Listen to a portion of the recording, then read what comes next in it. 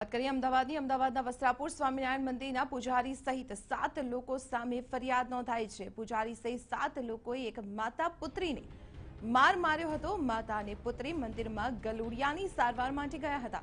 ગલુડિયાની સારવાર બાદ તેને ખવડાવતા માતા પુત્રીને માર મારવામાં આવ્યો। વસ્ત્રાપુર પોલીસે આ મામલે ગુનો નોંધી તપાસ હાથ ધરી છે।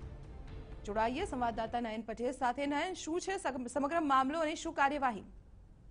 ચોક્કસ દીપાલી, વસ્ત્રાપુર ખાતે આવેલા સ્વામિનારાયણ મંદિરમાં રહેતા પૂજારી સહિત 7 લોકો સામે વસ્ત્રાપુર પોલીસ સ્ટેશનમાં ફરિયાદ નોંધાઈ છે। સમગ્ર મામલો એવો છે કે એક માતા અને પુત્રી મંદિર પરિસરમાં જે ગલુડિયા હતા તેમને સારવાર માટે ગયા હતા। તે સમયે સિક્યોરિટી અને અન્ય જે લોકો હતા તેમના દ્વારા માતા પુત્રીને કહેવામાં આવ્યું હતું કે તમારે સારવાર કરવી હોય તો આ ગલુડિયાઓને તમારી સાથે લઈ જાઓ, અમારે એમની જરૂર નથી।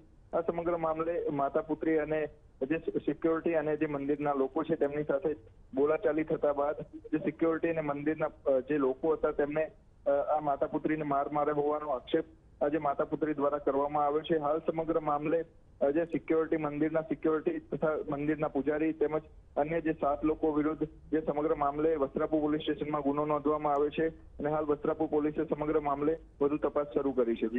જી આભાર માહિતી આપવા બદલ। તો આપણે જણાવી દઈએ વસ્ત્રાપુર પોલીસ સ્ટેશનમાં ગુનો નોંધાયો છે। માતા પુત્રી પર માર મારવાનો સ્વામિનારાયણ મંદિરના પૂજારી સહિત 7 લોકો સામે ગુનો।